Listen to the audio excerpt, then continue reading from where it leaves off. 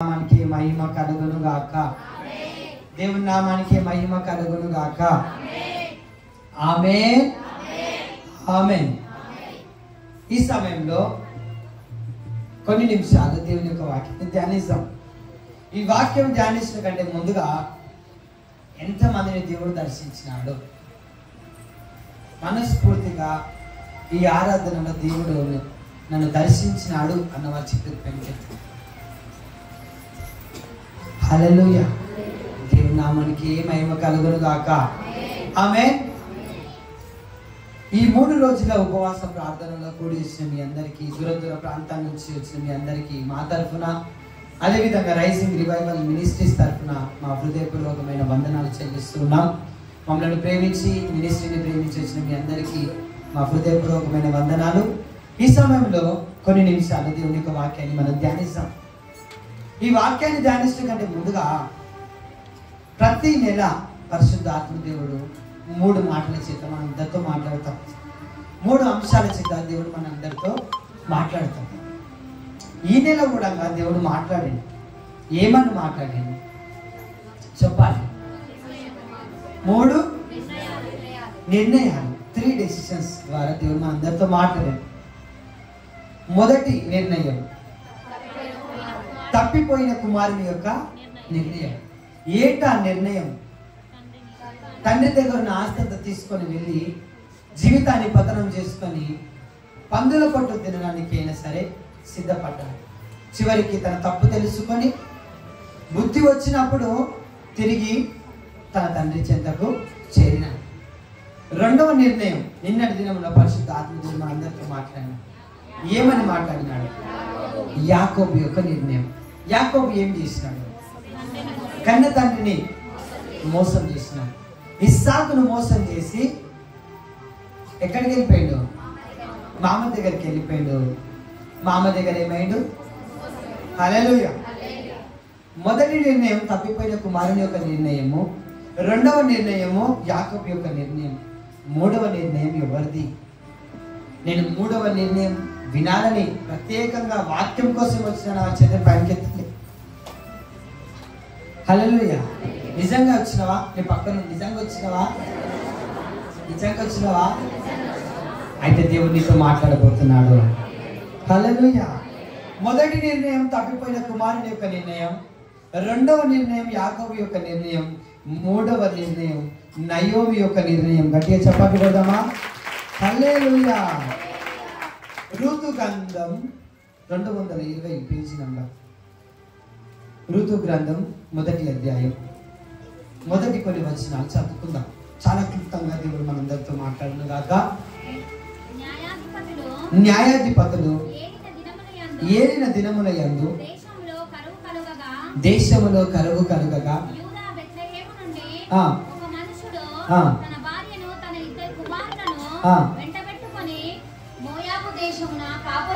వెళ్ళెను. ఆ మనిషిని పేరు ఎలిమెలెకు, అతని భార్య పేరు నయోమి. గట్టిగా చప్పట్లు కొడదామా? మరలా ఒకసారి చదువు. న్యాయాధిపతులు ఏలిన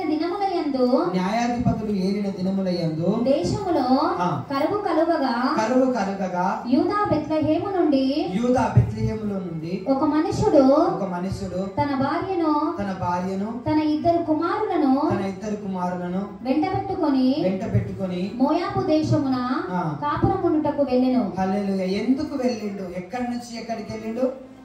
బెత్లెహేము నుండి మోయాబుకు వెళ్ళిండు. ఎవరైనా? ఎలిమెలెకు, నయోమి. చదువు ఇంకా. అతని ఇద్దరు కుమారుల పేర్లు మహులోను, కెల్యోను. వారు యూదా బెత్లెహేము వారైన ఎఫ్రాతీయులు. వారు మోయాబు దేశములకు వెళ్ళి అక్కడ కాపురం ఉండిరి. హల్లెలూయా. ఎందుకు కాపురం ఉన్నాడు? బెత్లెహేము పట్టణాన్ని విడిచిపెట్టి మోయాబు పట్టణానికి ఎలిమెలెకు ఇంకా నయోమి ఇద్దరు కొడుకులు. మొత్తం ఎంతమంది? 4 వెళ్తున్నారు. ఎక్కడి నుంచమ్మా? బెత్లెహేము నుంచి చెప్పాలి, మోయాబు దేశానికి వెళ్తున్నారు. ఎందుకు బెత్లెహేము పట్టణాన్ని విడిచిపెట్టి, వాళ్ళు ఉన్న స్థలాన్ని విడిచిపెట్టి మోయాబు పట్టణానికి ఎందుకు వెళ్ళిరంటే, బెత్లెహేములో కరువు ఉన్నదనుకొని, మోయాబులో సమృద్ధి ఉన్నదనుకొని బెత్లెహేము అనే ప్రాంతాన్ని విడిచిపెట్టి వాళ్ళు మోయాబునకు ప్రయాణమై వెళ్ళినారు. వాళ్ళు తీసుకున్న నిర్ణయము, వాళ్ళు ఎందుకు ఆ నిర్ణయం తీసుకున్నారంటే ఇక్కడ సమృద్ధి లేదు, ఇక్కడ సమృద్ధి ఉంది కాబట్టి సమృద్ధి ఉన్న స్థలానికి వెళ్ళాలని ఒక నిర్ణయం తీసుకున్నది. నయోమి యొక్క భర్త, నయోమి యొక్క భర్త, ఇద్దరు కొడుకులు, నలుగురు కలిసి బెత్లెహేము నుంచి మోయాబుకు ప్రయాణమై వెళ్ళినారు. వెళ్ళిన తర్వాత ఏమేమి చదువు? నయోమి పెనిమిటి అయిన ఎలీమెలెకు చనిపోయిన తర్వాత ఆమెను ఆమె ఇద్దరు కుమారులను నిలిచి ఉండేది. హల్లెలూయా. ఎప్పుడైతే బెత్లెహేము స్థలాన్ని విడిచిపెట్టి మోయాబు స్థలానికి వీరు వెళ్ళినారో, వెళ్ళిన కొన్ని రోజులకే నయోమి భర్త చనిపోయినాడు. దేవుడు చెప్పిండు, దేవుడు నిలబెట్టిన స్థలం బెత్లెహేము స్థలం, దేవుడు ఆశించి నిలబెట్టిన స్థలము బెత్లెహేము స్థలము. బెత్లెహేములో కరువు ఉందని చెప్పి, మోయాబులో సమృద్ధి ఉంది అని చెప్పి బెత్లెహేమును విడిచిపెట్టి వాళ్ళు తీసుకున్న నిర్ణయం ఏంటంటే ఇక్కడ మాకు కరువు ఉన్నది, ఇక్కడ ఏమీ లేదు, అక్కడ అన్నీ ఉన్నాయి అని చెప్పి బెత్లెహేము పట్టణాన్ని విడిచిపెట్టి ఎక్కడికి వెళ్ళారు? మోయాబు పట్టణానికి వెళ్ళినారు. మోయాబు పట్టణానికి వెళ్ళిన కొన్ని రోజులకే ఫస్ట్ ఎవరు చనిపోయారు? నయోమి యొక్క భర్త చనిపోయినాడు. మిగిలింది ఎంతమంది? ఒక తల్లి, ఇద్దరు కొడుకులు. నా ప్రియ సహోదరి సహోదరుడా, ఈ 3వ దిన ఉపవాస ప్రార్థనలో ఈ 3వ నిర్ణయాన్ని వినడానికి వచ్చిన మన జీవితంలో కూడా యేసయ్యను నమ్ముకున్నాం కదా, బ్యాప్టిజం తీసుకున్నాం కదా, యేసయ్యలో వచ్చినప్పటి నుంచి, బ్యాప్టిజం తీసుకున్నప్పటి నుంచి కష్టాలు, కన్నీళ్ళు, ఇరుకులు, ఇబ్బందులే ఉన్నాయి తప్ప మా జీవితంలో ఏమీ లేదు. కానీ యేసయ్యని నమ్మని బిడ్డలు, అన్య జనాంగము, అన్య జనులు చూడు ఎంతలా దీవించబడ్డారు. అన్య జనులకు అన్నీ ఉన్నాయి, మాకేం లేవని నయోమి వల్లే తప్పుడు నిర్ణయం తీసుకొని బెత్లెహేమును విడిచిపెట్టి మోయాబు పోయినట్టు యేసయ్యను విడిచిపెట్టి లోకానికి నువ్వు చేరువైనావు. దేవుడు నీతో మాట్లాడుతూ ఉన్నాడు. నా ప్రియ సహోదరి సహోదరుడా, యేసయ్యలో ఏమీ లేదండి, లోకంలో అన్నీ ఉన్నాయని చెప్పి నయోమి వలె నువ్వు పరుగులు తీసినావేమో. అలా నయోమి వలె నిర్ణయం తీసుకొని నువ్వు లోకం వైపు తిరిగి అన్ని కోల్పోయిన స్థితిలో దేవుని యొక్క సన్నిధికి వచ్చినావేమో. ఈ బిజినెస్ లో డబ్బులు పెడుతున్నా ఇక్కడ ఏమీ కూడా నాకు ప్రాఫిట్ రావట్లేదని చెప్పి దేవుడు చెప్పిన బిజినెస్ చేయకుండా ఇంకొక బిజినెస్ లో అడుగు పెట్టినావు. అక్కడ అన్ని వస్తున్నాయని చెప్పి అక్కడ బిజినెస్ లో డబ్బు పెట్టినావు. అంతా లాస్ అయిపోయినావు. నీ నిర్ణయం మీదనే నీ జీవితం ఆధారపడి ఉంటది. నీవు తీసుకునే డిసిషన్ మీదనే నీ యొక్క జీవితం ఆధారపడి ఉంటది. హల్లెలూయా. నయోమి వాళ్ళు తీసుకున్న డిసిషన్ ఏంటంటే బెత్లెహేములో ఏమీ లేదు, మోయాబులో అన్నీ ఉన్నాయి అని చెప్పి బెత్లెహేము ప్రాంతాన్ని విడిచిపెట్టి మోయాబుకి వెళ్ళిన కొన్ని రోజులకే భర్తను కోల్పోయింది నయోమి. అనంతరం ఏం జరిగింది? చదువు. వారు మోయాబు స్త్రీలను పెళ్లి చేసుకొని వారిలో ఒకదాని పేరు ఓర్ఫా, రెండవ దాని పేరు రూతు. వారు ఇంచుమించు 10 సంవత్సరములు అక్కడ నివసించిన తరువాత హల్లెలూయా, తండ్రి చనిపోయినాడు. నయోమి ఇద్దరు కొడుకుల పెళ్లి చేసింది. కోడళ్ళ పేరు ఏంటంటే ఓర్ఫా, రూతు. ఇప్పుడు మొత్తం ఎంతమంది అయ్యారు? 5 మంది అయినారు. వీరు 10 సంవత్సరాలు నివసించి బెత్లెహేము విడిచిపెట్టి మోయాబులో అడుగు పెట్టగానే భర్తను కోల్పోయింది. భర్తను కోల్పోయిన నయోమి తన ఇద్దరు కొడుకులకు పెళ్లి చేసింది. 2 కోడళ్ళు వచ్చినారు. వచ్చి 10 సంవత్సరాలు వారంతా కూడా మంచిగా ఉందిలే అని బ్రతికినారు. తర్వాత ఏమైంది? తర్వాత మహులోను కిల్లోనను ఇద్దరును చనిపోయిరి. కాగా ఆ స్త్రీ తాను కనిన 2 కుమారులను తన పెనిమిటియు లేనిదాయను. వారికి ఆహారం ఇచ్చుటకు యెహోవా తన జనులను దర్శించనని ఆమె మోయాబు దేశంలో వినను గనుక. హల్లెలూయా. ఏమైందమ్మా? నయోమి తీసుకున్న నిర్ణయాన్ని బట్టి ఏం జరిగింది? భర్తను కోల్పోయింది, 2 కొడుకులను కోల్పోయింది. మిగిలింది ఎవరు? 3 ఆడపిల్లలు మిగిలిపోయినారు. బెత్లెహేములో ఉన్నప్పుడు కొడుకులుండే, భర్త ఉండే. మోయాబులో అడుగు పెట్టగానే కొడుకులు పోయినారు, భర్త పోయినారు, ముగ్గురు ఆడవాళ్ళు మిగిలిపోయినారు. చూడండి నా ప్రియ సహోదరి సహోదరుడా, దేవుడు ఉండుమన్న చోట ఉండాలి, దేవుడు చేయమన్న చోట ఉద్యోగం చెయ్యాలి, దేవుడు వెళ్ళమన్న చోటుకి వెళ్ళాలి, దేవుడు చెప్పింది చెయ్యాలి. దేవుడు చెప్పింది చేయకుండా, దేవుడు చేయమన్న ఉద్యోగం చేయకుండా, దేవుడు చేయమన్న బిజినెస్ చేయకుండా, దేవుడు చెప్పిందంటే నాకు ఏమి లేదు పక్క దాంట్లో వస్తుంది అని చెప్పి పక్క దారిలోకి వెళ్ళి ఈరోజు అన్ని కోల్పోయి నాకు ఏం చేసింది దేవుడు అని చెప్పి తిరిగి దేవుని నువ్వు ప్రశ్నిస్తున్నావు. నయోమి భర్త వాళ్ళు హ్యాపీగా ఉండే బెత్లెహేములో, కానీ ఇక్కడ ఏమి లేదని చెప్పి మోయాబుకు వచ్చిర్రు. తన 2 కొడుకులను భర్తను కోల్పోయింది. చూడండి, తాను తీసుకున్న నిర్ణయాన్ని బట్టి 3 కోల్పోయింది. 3 మగవారు చనిపోయారు. ఆ ఆడపిల్లల పరిస్థితి ఏంది? ఆహారము తినటకు ఏమీ లేదు, కష్టం చేయలేరు. ఏంటి పరిస్థితి? నయోమి జీవితంలో ఒక మార అనుభవము, నయోమి జీవితంలో ఒక చేదు అనుభవము, నయోమి జీవితంలో ఒక చీకటి అనుభవము. ఈ రోజు కూడా నువ్వు తీసుకున్న తప్పుడు నిర్ణయాన్ని బట్టి ఈరోజు చేదును అనుభవిస్తున్నావు. ఈరోజు నువ్వు తీసుకున్న ఒక రాంగ్ స్టెప్ ని బట్టి నీవు ఒక వేదనను అనుభవిస్తున్నావు. నువ్వు ఎందుకు ప్రభు నా జీవితం ఇట్లా జరిగింది, నేను అలా చేయకుండా అయిపోతుండే, నేను అక్కడ వెళ్ళకుండా అయిపోతుంది, నేను అక్కడ చేసినందుకే ఈరోజు నేను ఇట్లా అనుభవిస్తున్నాను చెప్పి నీవు అనేక మార్లు అనుకున్నాను. అనేక మార్లు యేసయ్యా ఏంది నా జీవితం, యేసయ్యా ఏంది నా జీవితం అని అనేక మార్లు అడిగినావు కదా దేవుడిని. దేవుడు నీకున్న మన చోట నువ్వు ఉండలే, దేవుడు చెప్పింది నువ్వు చేయలే, దేవుడు చెప్పిన మాట నువ్వు వినకుండా అనేక మార్లు నీ సొంత ఆలోచన పైన, నీ సొంత తలపు పైన, నీ సొంత బలం మీద ఆధారపడి ఆధారపడి ఆధారపడి చివరికి ఒక చేదును నువ్వు అనుభవిస్తూ ఉన్నావు. నయోమి బెత్లెహేములో ఉన్నప్పుడు భర్త 2 కొడుకులుండే. బెత్లెహేము నుంచి మోయాబుకు వెళ్ళగానే భర్త చనిపోయిండు, 2 కొడుకులు చనిపోయినారు. చివరికి 3 విధవరాలుగా మిగిలిపోయినారు. ఈ చేదును అనుభవించడానికి గల కారణం నయోమి తీసుకున్న ఒక తప్పుడు నిర్ణయము, ఎలీమెలెకు తీసుకున్న ఒక తప్పుడు నిర్ణయము. నా ప్రియ సహోదరి సహోదరుడా, ఉన్న ఒక జీవితం యేసయ్యతో జీవించాలి. గట్టిగా చప్పట్లు కొడదామా? ఈ రోజు యేసయ్యని నమ్ముకున్నా కదా, కష్టాలు బాధలు తీసుకుని ఇబ్బందులు ఉన్నాయని చెప్పి యేసయ్యని విడిచిపెట్టి లోకం తట్టు తిరుగుతున్నావేమో. ఈ రోజు నువ్వు సంతోషాన్ని అనుభవించవచ్చు, ఈ రోజు నువ్వు ఆనందాన్ని అనుభవించవచ్చు, ఇంకేమైనా చేయొచ్చు. కానీ కొన్ని దినములు గడిచిన తర్వాత దేవుడు కనికరిస్తే నువ్వు జీవింపబడతావు.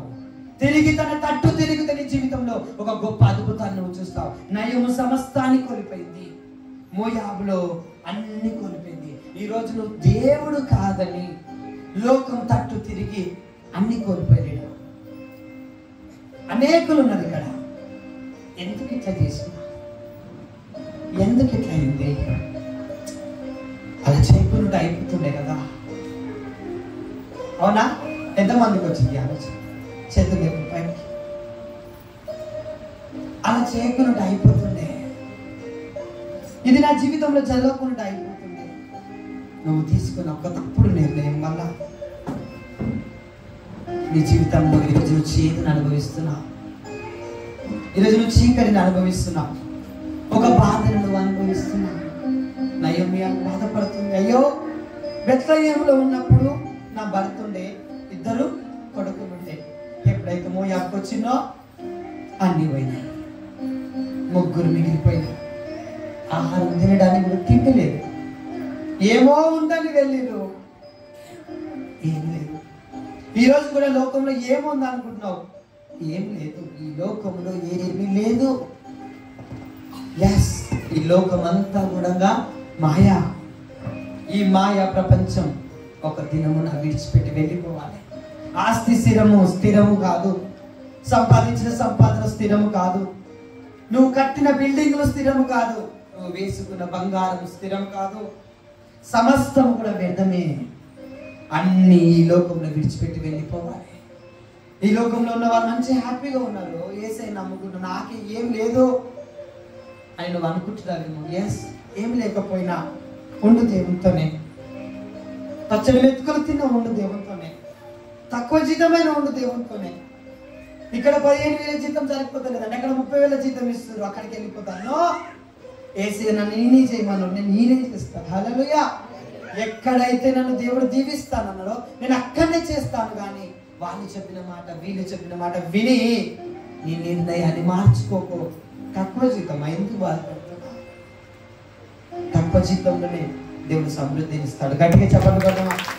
కష్టం తక్కువ, ఫలితం ఎక్కువ. అది ఎవరి ఆశీర్వాదం తెలుసా? దేవుని నమ్ముకున్న బిడ్డల ఆశీర్వాదం.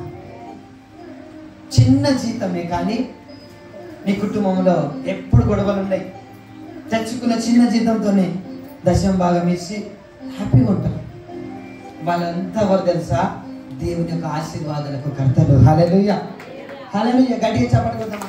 లక్షలు సంపాదిస్తారండి, లక్షలు సంపాదిస్తారు.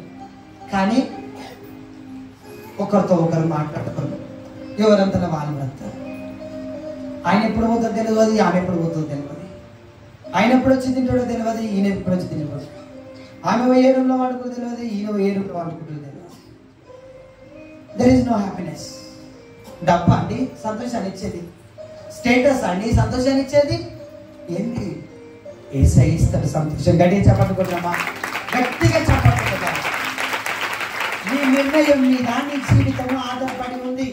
ఏ డిసిషన్ అయితే నువ్వు తీసుకుంటున్నావో ఆ డిసిషన్ మీదనే నీ జీవితం ఆధారపడి ఉంది.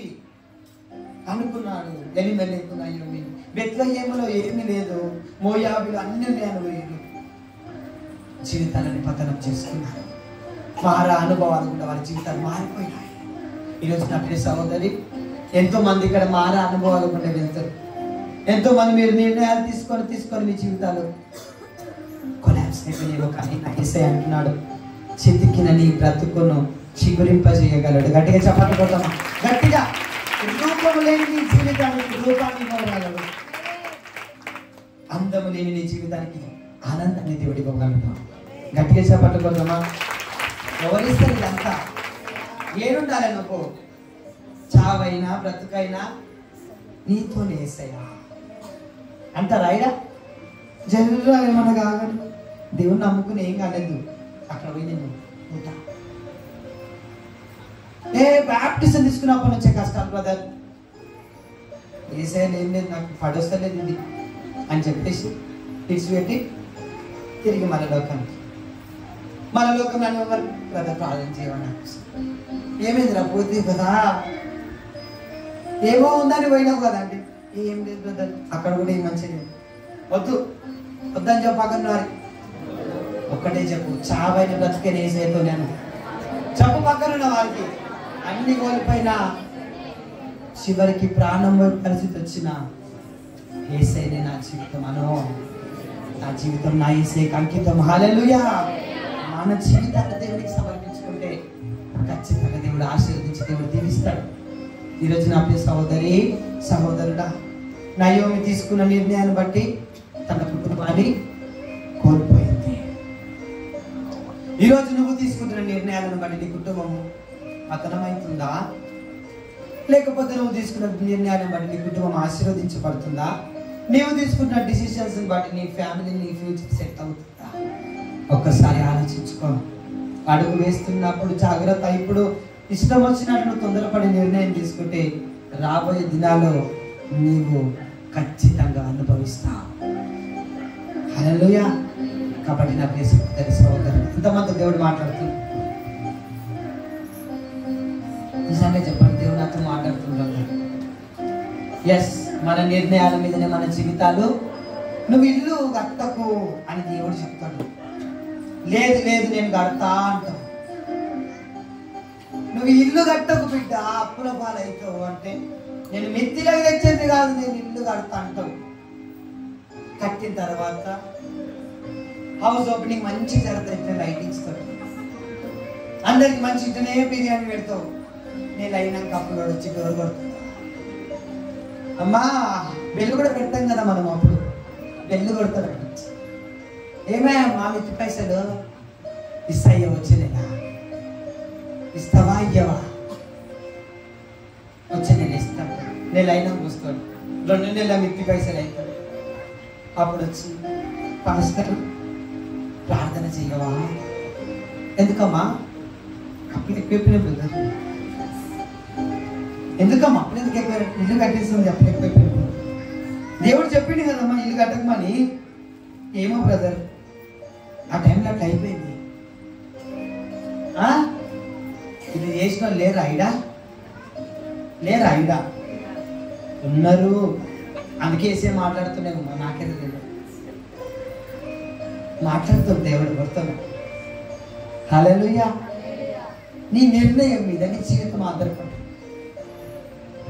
ఎస్ఏ వద్దనడా వదిలే, నష్టమైన వదిలే, పక్కనున్న వాళ్ళు చెప్పి ఏసై వద్దనడా వదిలే, లక్షల రూపాయలు వదిలే, నాకు నా ఏసై చెప్పింది నేను చేస్తా. చెప్పు నీ పక్కనున్న వారికి, ఏసై చెప్పింది నేను చేస్తా. రెండు చేతుల పైన ఏసై చెప్పింది నేను చేస్తా, ఏసై చెప్పింది చేస్తా. ఎవరి మాట నేను వినా. అరే ఒక ఫ్లోర్ కడుతున్నావు కదా, రెండేస్తే బాగుండు కదా అంటాడు. నీకు ఒకటికే పైసలు ఉన్నాయి ఈడ, వాడు చెప్పేసరికి నీ ఆలోచన మారుతుంది. అవును కదా రెండేస్తే మీద రెండుకి ఏజ్ కింద నేను అయిపోయా జీవితం కథం. నేను నాశనం చేసి నీ పక్కనోడే. మంది మాటలు వింటావు, మోసపోతావు. ఏసే మాట నీ మందిరానికి రాంటే నో. దేవుని మాటకు నువ్వు లోపడవు, దేవుని మాటను నువ్వు లెక్క చెయ్యవు. అవునా? ఎంత ఇస్తారు బ్రదర్ ఇక్కడ జీతం? 15,000 అంటే వీడు 20,000 ఇస్తుందా?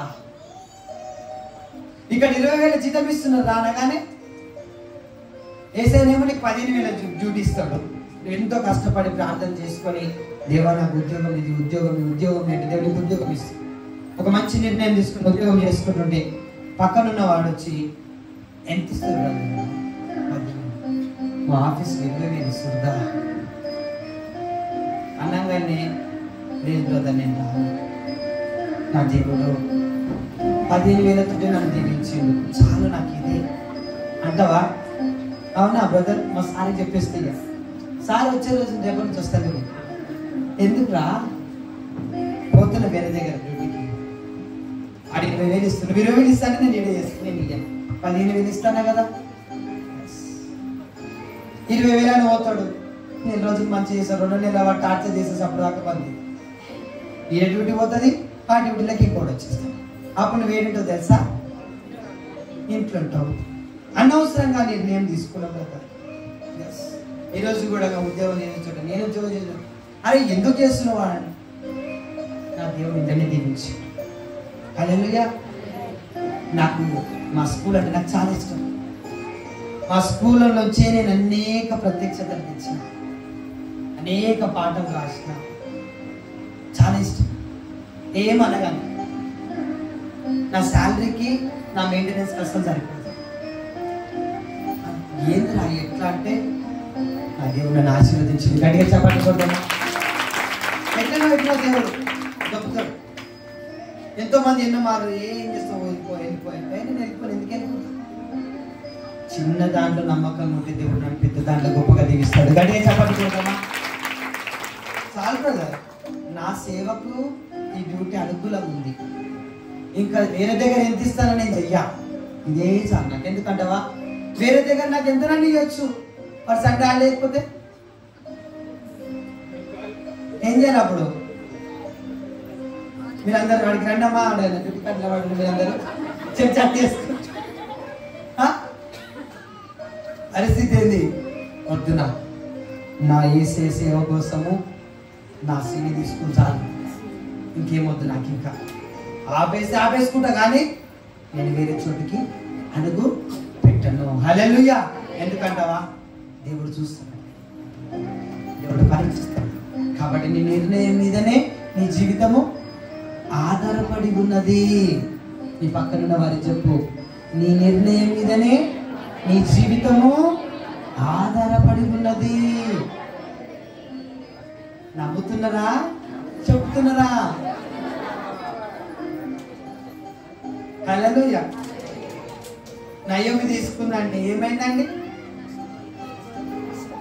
సంతోషము నా నయోమి జీవితంలో. ఆమె తీసుకున్న నిర్ణయాన్ని బట్టి ముగ్గురిని కోల్పోయి ఈరోజు దేవునితో మాట్లాడుతున్నాను. నీ నిర్ణయం చక్కగా ఉండాలి. నీ ఒక నిర్ణయం తీసుకున్నప్పుడు ఫస్ట్ దేవుని అడుగు.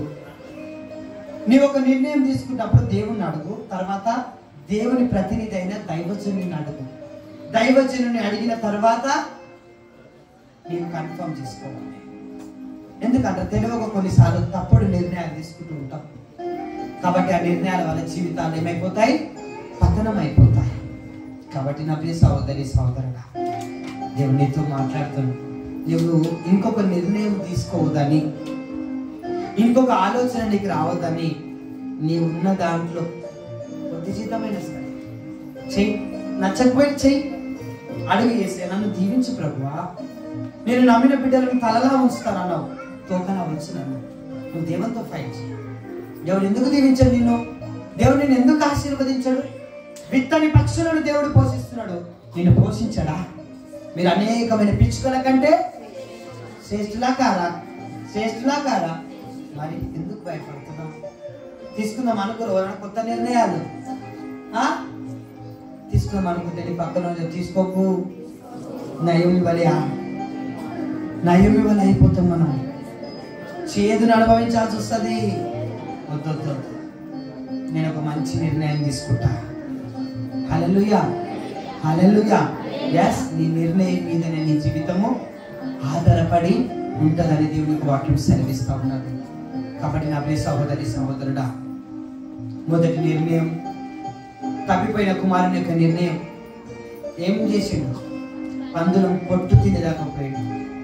యాకోబు నిర్ణయం మామ చేతిలో మోసపోయింది. మూడవ నిర్ణయం నయోమి నిర్ణయం ఏమైంది? చేదే సొంత ఆలోచనల చేత, సొంత నిర్ణయం చేత తన జీవితాన్ని పతనం చేసుకుంది. కాబట్టి అలాంటి పరిస్థితుల గుండా అలాంటి నిర్ణయాలు తీసుకోదని నయోమిలో నుంచి దేవుడు నిన్ను నన్ను హెచ్చరిస్తుంది. ఈ 3 దినాల ఉపవాస ప్రార్థనలో దేవుడు తన సన్నిధి చేత మనందరినీ కమ్ముకొనును గాక. హల్లెలూయా. నువ్వు ఏ ఆలోచనల చేత నువ్వు ఇక్కడికి వచ్చినావు నాకైతే తెలియదు, కానీ దేవుని అడుగును ఈ రోజు ఇది చేయాలనుకుంటున్నా ప్రభువా, నీకు ఇష్టమా కాదా? నేను ఇది చేయాలనుకుంటున్నా ప్రభువా, నీ దైవజనుని అడుగుతా. ఎస్, ఈ విధంగా ఎవరైతే వెళ్తారో వారి జీవితంలో సమృద్ధిని చూస్తారు. హల్లెలూయా, హల్లెలూయా. ఆ సమృద్ధిని జీవితంలో అనుభవించాలి అంటే దేవునితో సహవాసం చేయాలి, సంఘముతో సహవాసం చేయాలి, దైవజనునితో సహవాసం చేయాలి. అప్పుడు నీ జీవితము ఆశీర్వదించబడుతుంది. అప్పుడు నీ జీవితము అనేకులకు దీవెనకరంగా మారుతుంది. ఈరోజు చేదైన అనుభవం కూడా వెళ్ళినారేమో, తెలుసు తెలియక రాంగ్ డిసిషన్ తీసుకొని జీవితంలో మారా అనుభవాలు ఉండి వెళ్ళినారేమో. కానీ ఈరోజు నా యేసయ్య అంటున్నాడు, మీ యొక్క మారా అనుభవాలన్నీ కూడా దేవుడు మధురంగా మార్చబోతున్నాడు. నమ్ముతున్న వారు చప్పట్లు కొట్టండి. మీ మారా అనుభవాలన్నింటినీ కూడా మధురంగా మార్చబోతున్నాడు. ఎంతమందికి ఆ నమ్మకం ఉన్నది? ఉన్నదా? ఖచ్చితంగా మారుస్తాను. అయ్యో తెలుసు తెలియక నేను ఈ నిర్ణయం తీసుకున్నాను ప్రభా, నన్ను క్షమించు, నేను నీతోనే ఉంటా ప్రభా. నయోమి వలె బెత్లెహేమును విడిచిపెట్టి మోయాబుకు వెళ్ళను, నేను బెత్లెహేములోనే ఉంటా. బెత్లెహేము అంటే దేవుని యొక్క సన్నిధిలోనే నేను ఉంటాను. ఒక తీర్మానం తీసుకో. అంతేగాని లోకములు అన్నీ ఉన్నాయి కదా, ఇష్టం వచ్చినట్టు తినొచ్చు, ఇష్టం వచ్చినట్టు త్రాగొచ్చు, తిట్టినా ఎవరు అడగడు, తిరిగినా ఎవరు అడగడు, నా జీవితం నా ఇష్టం అన్న విధంగా ఉండొచ్చు అని చెప్పి తప్పుడు నిర్ణయం తీసుకొని దేవుని సన్నిధిని విడిచిపెట్టి లోకంలోనికి వెళ్ళినవా, ఈ జీవితం అంతా కూడా ఈరోజు సంతోషంగా ఉండొచ్చు, కానీ రాబోయే రోజులను చేదును అనుభవిస్తావా? ఆ చేదును అనుభవించొద్దనే దేవుడు మిమ్మల్ని ఇక్కడికి నడిపించి, ఆ చేదైన అనుభవాల గుండా మీరు వెళ్ళొద్దనే నా బిడ్డలతో ఈ మాట మాట్లాడని పరిశుద్ధాత్మ దేవుడు ప్రేరేపించి మీతో మాట్లాడుతున్నాడు. ఎస్, ఈరోజు మీరు బెత్లెహేములో ఉంటారా, మోయాబులో ఉంటారా? మోయాబా? బెత్లెహేము అంటే దేవుని సన్నిధి. నేను దేవుని సన్నిధిలో ఉంటానన్న వాళ్ళ చేతుల పైన చెప్తారు. ఏముంటాం బ్రదర్, దేవుని సన్నిధిలో ఉంటాం అని ఉంటే ఏమొస్తుంది? నాకు ఏడుపు తప్ప ఏమి లేదంటున్నావు కదా. ఏం బాధపడవు. నీ ఏడుపు, నీ కాచిన ప్రతి కన్నీరు బొట్టంతా కూడా గుడ్డిలో దాస్తున్నావు దేవుడా. నీవు ఒంటరిగా ఏడుస్తున్న ఆ కన్నీరు ఒక్క చుక్క కూడా వ్యర్థం కాదు. నీ కన్నీరును దేవుడు నాట్యంగా మార్చబోతున్నాడు. నీ మారా జీవితాన్ని మధురంగా మార్చబోతున్నాడు. సమృద్ధి లేని నీ జీవితాన్ని సమృద్ధిగా మార్చబోతున్నాడు. నమ్ముతున్నవా? చప్పట్లు కొడతారా? 3 బారిన నీ జీవితాన్ని చిగురింపజేయబోతున్నాడు దేవుడు. హల్లెలూయా. ఈ యొక్క విశ్వాసం చేత నీకు ఉండు బ్రదర్. ఇంకా నేను మోయాబులో ఉన్నా బ్రదర్, నువ్వు బెత్లెహేములో ఉన్నా అనుకుంటున్నావు, కానీ నేను మోయాబులో లోకంలో ఉన్నా బ్రదర్. ఈరోజు లోకంలో నుంచి నేను యేసయ్యలోనికి వచ్చేసాను. నా చేతులు లేపండి ఒకసారి. ఇంత మందులు అన్నమాట. ఇంకా మోయాబులా లేదు. మనమందరం బెత్లెహేములో ఉండాలి. మనమందరం బెత్లెహేములో ఉండాలి. చప్పట్లు కొడతారా? మనమందరం బెత్లెహేములో ఉండడానికి దేవుడు నడిపించింది. ఒకవేళ మన కొత్త నిర్ణయాలు తీసుకున్నాం అనుకుంటున్నావా? ఆలోచించి తీసుకో నిర్ణయం. ఆలోచించి ఈ అడుగు దేవుని అడుగు ఫస్ట్, తర్వాత దైవజనుని అడుగు. హల్లెలూయా. ఎందుకంటవా? దేవుడు మాట్లాడే దేవుడు అండి. మాట్లాడతారా? మాట్లాడ.